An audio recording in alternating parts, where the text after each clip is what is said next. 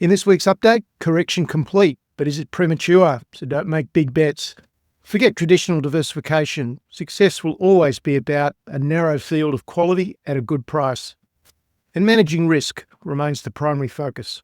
My name's Garry Davis. I'm an authorised representative of Primary Securities, and the information in this video is of a general nature only.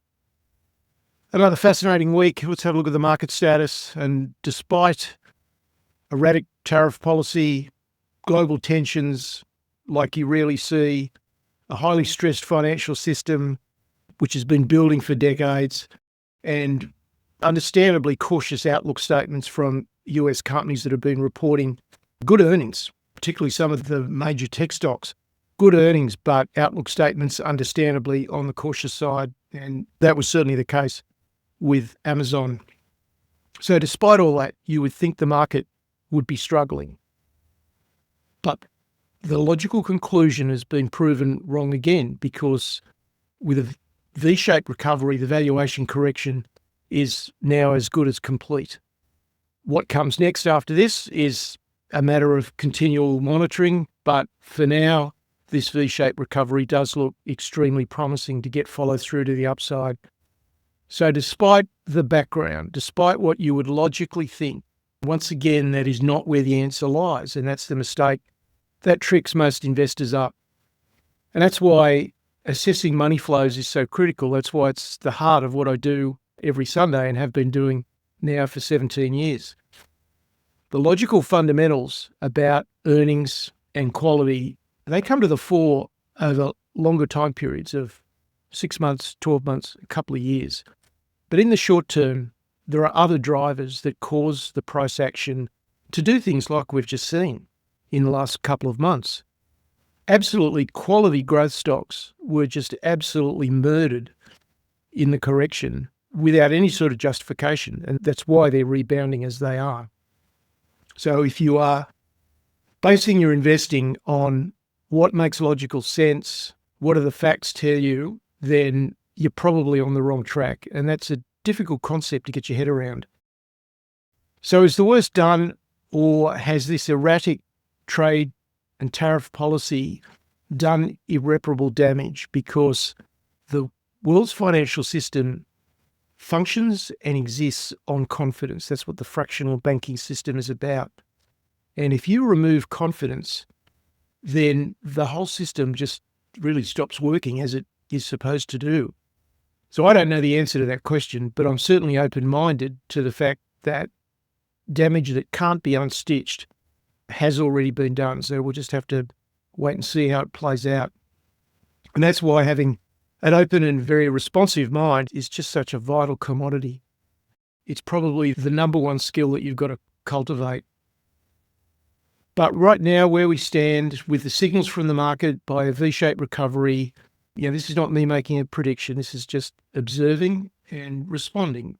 This is a magnificent time to buy quality stocks at a discount, and they are rebounding very quickly. So don't be stuck with some narrative that's playing out in your head that you either created yourself or was created by the media about how bad things are, because this really is a magnificent time for the right sort of stocks. And that's what we've been doing. So I just thought I'd just indulge me a minute. I just thought I would go back through the narrative that I've been putting across in Sunday videos from the start of February. And it's all been based not on prediction, not on grandstanding or guessing. It's just been based on observing and responding to the market, which is a pretty easy thing to do, you would have thought. But the problem for most investors, it's the responding, and the responding only comes if your brain acknowledges what it is that you're observing. And that is where most investors get stuck. They see things, but their psychology does not allow them to acknowledge it, because the environment over the last couple of months has just been so dire that it's really difficult to get yourself out of that mindset and into the mindset of, well, this has got to create opportunities. So this is all about observing and responding and being able to acknowledge. And being able to acknowledge comes from conditioning. I've just conditioned myself over the years, and now I trust those observations implicitly. So let's have a quick run through what I've been saying in the Sunday videos. On February 9, I posed the question whether the character of the US market was shifting, and the US market peaked 10 days later. So certainly the signs were there before the top. February 16, I said there was no allowance in the US for anything going wrong. And boy, was that proven to be correct, because certainly many things went wrong after that. So the market peaked on February 19. On March 2, I said valuations were going to reset as the market character had changed in multiple ways. And it's just because I've been doing this for nearly 4 decades. I know what comes next when the market signals look as they do. March 16, I said, raise strategic cash levels and prepare for a buying phase. And then on March 23, the market will move into overshoot mode, or is in overshoot mode. And at that stage, we were so excited about what that would then create that we did something that we've never done before, and that's a trial offer for 1 month for the Insiders Club. We've never done that, but some people benefited by being in the engine room and seeing the processes that I use. And that happened to be the start of what we've now had as some pretty large portfolio gains. And then on April 6, I said the valuation reset is done and we're back on track. So that is the progression of the narrative from early February through to early April. So it's been pretty clear, and all I've been doing is just observing what the market is telling us.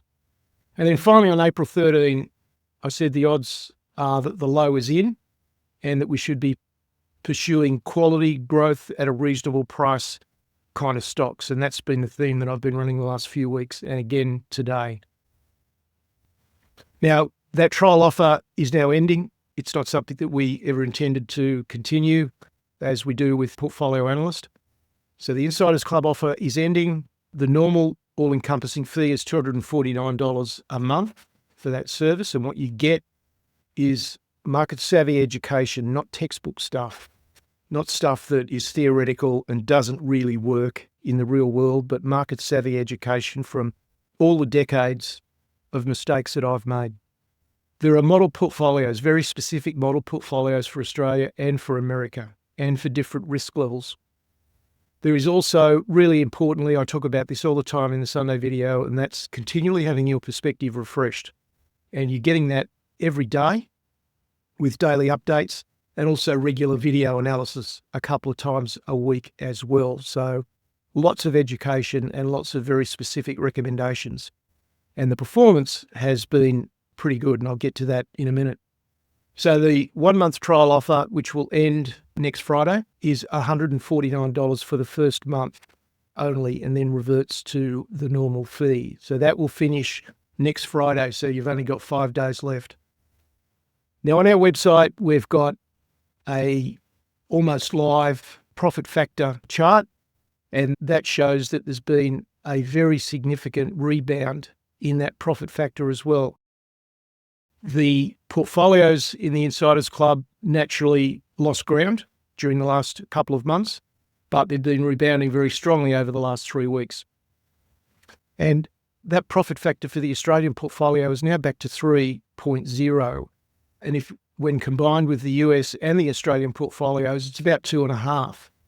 Now, if you Google those numbers, you will find that they're extremely high numbers for profit factor. What we're doing in the Insiders Club is proving to be very profitable, and it's very repeatable because it's the same process. Every day, every analysis I do, it's the same process. So let's just have a look at how we managed the correction. Members know this very, very clearly. Early on, we did a partial cash up in a very orderly fashion. We got rid of the highest risk stocks first. Then we moved down to the really high PE quality stocks that are at risk, because that's what the market was telling us. So all we're doing is we're not guessing, we're not panicking, we're just responding to what is very obvious in the market. And then as soon as the signals came back in again, we started immediate buying, and that's been going for at least 3 weeks. So that is the Insiders Club offer, which will end next Friday. All right, now we can't leave out China, because the picture in China is obviously critically important for the world's economy, but it's often a bit opaque in the economic data. We can never really be sure that the data is representing what is actually happening on the ground. But for the record, the Purchasing Manager Index is into contraction in April, which is not something that you normally see from China, so that's a contracting economy. The next export orders were down to 44.7, which is the lowest that we've seen since COVID. Now, these could all be transient numbers because we've seen, particularly in imports into America, were brought forward because of tariffs, and now we're getting a lull. So these numbers may change, but this is what we've got at the moment. Imports to the US have plummeted, but there are numerous factors that might prove to be just temporary. There are also a number of workarounds being pursued. For instance, routing Chinese goods through other Asian countries where the tariffs are lower. So there's plenty of workarounds happening. So the bottom line as far as China's contribution to the global economic scene is just continued large uncertainty. And that's why it's just so critical to be observing and responding to what the market is offering and not taking a definitive position. Definitive positions are really dangerous because it locks a certain way of thinking into your head. If we look at US earnings, we had really good earnings from Google, Meta, Microsoft, and that provides a pretty clear perspective on what's happening at the big end of town in America. So that's great. But the important thing is what comes next, because analysts will now be trying to anticipate, well, what does all that mean for the next 6, 9, 12 months? And that's why some of the outlook statements have turned a bit cautious. Not all, but some. So we may see some analyst downgrades coming, and the US market, whilst it's a lot cheaper than it was back in February, is certainly not cheap. So you still need to be highly selective. So in general, the beat rates for both earnings and revenues are roughly at the normal sort of levels. The percentage beats are about where they normally are. So nothing in particular different from what we normally see. But you would be staggered if the companies were as outwardly bullish about the future as they normally are. So the outlook statements are understandably pretty cautious. But there are some stocks where that is not the case. The results are beating expectations by a long, long way. And in some cases, we're talking nearly double the market expectations. And their outlooks are still very buoyant as well. So the obvious question is, why not just go with those? That's where the value uplift is going to happen the quickest. Now, of course, all of this, it's really important to get good financial advice from all of the relevant advisors that you can, and particularly when it comes to clear market perspective. So make sure that you get that advice. Now let's look at American stocks. The S&P was up 2.9% for the week, and the NASDAQ by 3.4%, so that followed on a really strong gain from the previous week. The Russell was up 3.3%. The equal weight S&P was up 2.6%. So these are all very, very positive gains for the week. But a question which I don't have the answer to is what has happened in the last few months with tariffs and all the other geopolitical tensions? Will that change overseas investors' behaviour into the US? So will overseas investors stop doing what they've done for decades? I don't know the answer to that. I do know that the principle of self-interest generally applies. So I don't know that investors are going to turn their nose up at good investments just because they happen to be American. But I think there will be some change in investor behaviour as a result of what's happened in recent months. Is it meaningful? I don't really know at this stage. But certainly the market will tell us that. Now, the April jobs numbers and the hopes of a negotiated trade outcome, particularly with China, have really propelled this V-shaped rebound. They've probably given it added impetus. So that's an important factor to remember. There was a less than desirable GDP number that came out in the US, but it was offset by good earnings reports. And so that allowed a positive finish to the week. The US dollar was slightly higher, just managed to edge just back above 100. The 10-year yield is just fluctuating in the 4.15 to 4.35 range. And the VIX, still a bit elevated. Anything above 20 is a bit elevated, but it certainly has come down from the low 30s.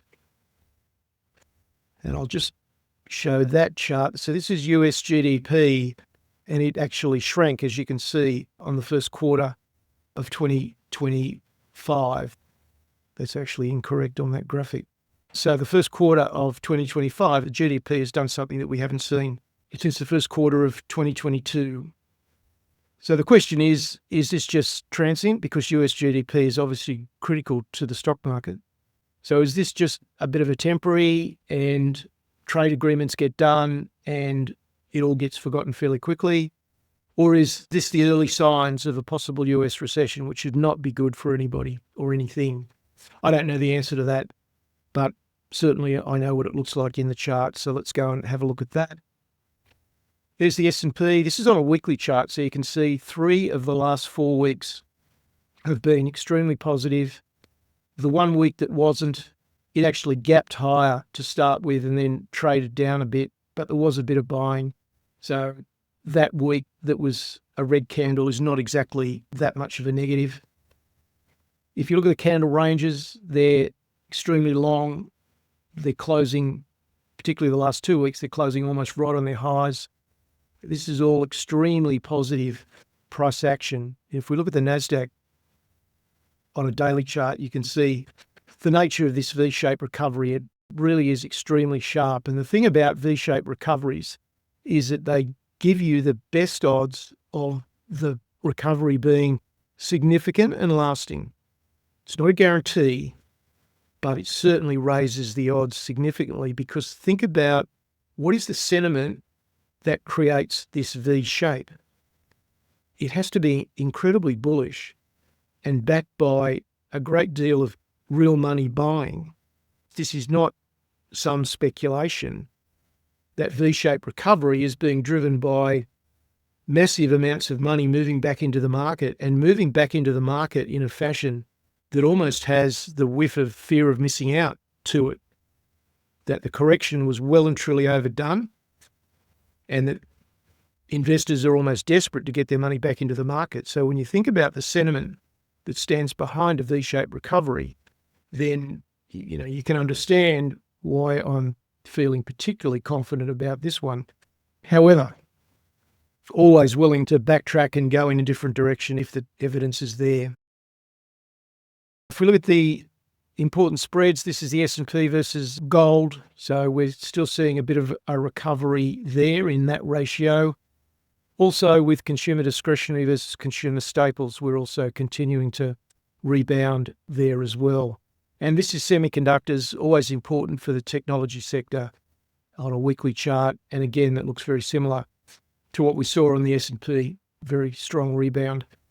If we look at the equal weight S&P, not quite as emphatic, but still pretty good.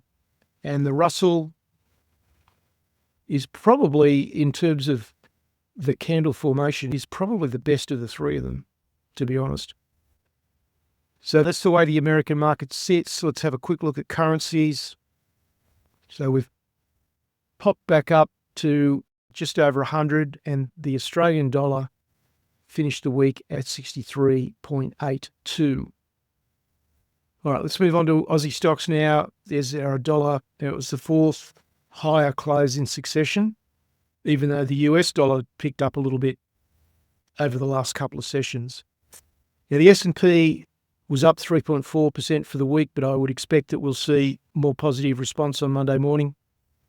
It was a massively positive week in Australia for the index and for the vast majority of stocks. It was very broad, and it was the best in many years. So we're seeing the same sentiment, the same buying power in the Australian market as we are in America. However, our market, as with America, despite the correction, is still trading meaningfully above the long-term average multiples. Now, a significant contributor to that is the Australian banks, which by any stretch of historical evaluation are expensive, and the Commonwealth Bank in particular is really expensive. So that is helping to hold the index up at a very elevated valuation. But I would always go with what the price trends are telling me rather than the fact that the market appears to be overvalued.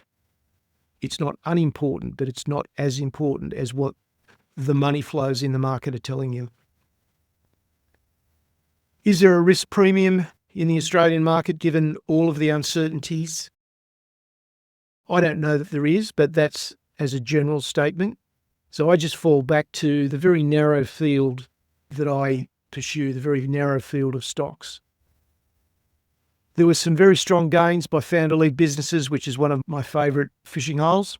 You just tend to get, and studies will show, that you get significantly better long-term outcomes from founder-led businesses. They just bring more passion, more strategic vision, and better execution than most other businesses.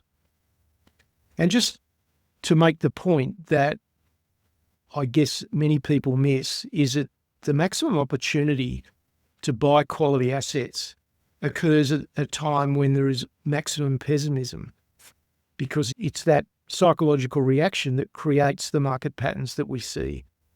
So if you take nothing else out of this video, try and lock that one into your subconscious the next time that we have a sharp correction to the downside, because we certainly will get them. All right, precious metals now. Gold was down $78, down to 3,242 as part of this ongoing consolidation. In Aussie dollars, that slipped a bit because the Australian dollar was also up during that period. So we've lost a couple of $100 in Australian terms. Silver was down a little bit, but still holding up reasonably well in the low 32s. I mentioned last week that the $4,000 forecast, I saw that. I thought, oh no, I can just see what's coming for gold. And that's exactly what's happened. So that's a good piece of contrarian learning. When you see those sort of forecasts in the media, either positive or negative, unexpectedly positive or negative, then you want to expect the opposite to occur very, very soon after. And that's exactly what's happened in gold. But look, it's a good thing because the predominant drivers for gold are still there. We're getting a consolidation. The gold market was getting overheated. This is actually a good thing. Now, specifically, the softening of the trade tensions has meant that the US dollar has started going up again, and the fear premium has started coming out of the market. And they were two of the things that were driving the gold price. Not the only things, but certainly two of them. Also, in China, we've seen nearly a 1 million ounce liquidation through the futures market and the physical market. So some significant selling in China. So that contributed to that $78 fall last week. But as I said, all the positive drivers are still there. So I would expect after a period of time, be it weeks or months, that we'll see the gold sector start to get some renewed enthusiasm again. Stocks are taking a bit of a breather. We've got hundreds and hundreds of local choices, local gold producers, developers, explorers. Where do you start? How do you choose? How do you enter? How do you manage? And we've done that this couple of times in the last few weeks in Portfolio Analyst, looking at what are the best quality assets and therefore what are the ones that have got the greatest chance of a significant near-term price gain. So that's been a very interesting learning exercise in Portfolio Analyst. Let's go and look at the markets now. We'll start with silver. So silver on a weekly chart, down a little bit. We're still in this consolidation. We're still in the top half of the consolidation that's been occurring now since May last year. So basically 12 months of consolidation, but we're in the upper half of it. This is the US dollar gold price on a daily chart. You can see there's almost a bit of a sign there that this downward movement is starting to lose momentum. Bit of a doji candle on Friday. So we may not be that far from a low, but that doesn't necessarily mean that it goes up either. We might go into a sideways consolidation for a few months. That would be more normal. But look, it will be what it will be. and we just need to observe and manage risk. Here's the Australian dollar gold price fallen a little bit further. We actually did get up at the peak to 5,500, so we've come off about $450 in Australian terms. But if you look at the Australian gold stocks quarterly reports, we're seeing plenty of all-in sustaining costs in the low 2000s, which is just moving higher. So inflation is impacting the industry, but the profit margins are still very, very significant. And the final chart I want to look at here is Bitcoin, which actually finished at almost 97,000 on Friday night. So the risk premium coming back with Bitcoin. And if we have a look at, just have a look at the ASX 200 while I'm here. Now, is a heck of a V-shaped recovery as well. Last week, a particularly good week, accompanied with some pretty good volumes as well. So initially a little tentative. So this was the substantial sell-off the week ending the 11th of April, elevated volume. That was the point of capitulation in the market. The buyers started stepping in towards the end of that week and got the index back to where it had started. We then got the start of the recovery, a little bit cautious at the start, as you would expect, lower volumes, but last week the bigger volumes really kicked in. So that's what the Aussie market looks like. Moving on to other commodities, copper was down. So copper got up to about 4.85, but slipped down to 4.65 at the end. Nickel just under the $7 mark. This is more about currency from what I can see than anything else. Crude has slipped further, and crude has now broken major long-term support. I'm surprised more was not made of this in the media. I didn't see very much at all, but as you'll see on the chart in a minute, this is quite significant. And so now this brings into play from a technical point of view, and this seems a little impossible, but nevertheless, markets do impossible things. The low 40s is now in play for West Texas Intermediate crude. So let's have a look at the charts. There's the spot copper chart, first of all. So we did get up to 4.85, and then we've had a sharp pullback to 4.6 and then edged ahead a little bit last week. There's the spot uranium chart. So there's been a really significant turn back up again. It was totally illogical, the sell-off that we saw in uranium miners. Illogical because their profits are not related to the spot price of uranium. Very little impact at all. Their profitability is about the contract price, and the contract price can sometimes be hugely deviated from the spot price. So why uranium miners got sold off as savagely as they did, far more than the uranium price, is anybody's guess, but they're also rebounding. There's the crude oil chart. So this is the significant one. We had lows here around 67 and then 65 and then another one at about 62. Now we've broken through all of those lows and we've sliced through it very, very quickly. And we've even broken this low back here from 2021. So the next significant technical support comes in here about 40, 43, 44. Now, I don't know whether it's going to get there or not, but this breakdown in crude oil is very sharp, it's very decisive, and that means the odds are it'll continue falling. So that's a very significant move in crude oil. And if you own oil stocks or are looking at owning oil stocks, just be very, very careful. All right, wrapping it all up, final thoughts. How do we go about prospering in times of great uncertainty? And where we're at the moment with Trump in the White House is about as uncertain as you're ever going to get. And the answer is, and I talk about this every week, it's a narrow focus on quality at a good price. And that's all we do in the Insiders Club. We just focus on quality stocks, quality assets, and getting them at a good price. That doesn't necessarily mean cheap, but certainly at a good price, because some stocks are so revered by the market that they just always trade on high PE multiples and have done for decades. So we don't necessarily need to try and pick cheap prices, try to pick the bottoms. We just want to get that balance of quality at a good price. Now, if we unpack that a little bit, what does quality mean? Well, you've got to have an analytical process to make sure that you're in the right fishing hole. Now, a lot of analysts do that to the nth degree and they come up with a valuation to the second decimal place. To me, that is completely pointless because the market can just do something different with a price anyway. So I just don't see the value in that. You just want to be in the right fishing hole. And the best way to get in a really productive fishing hole is to focus on founder-led businesses. That improves the odds that capital management will be absolutely top-notch and probably sustainable.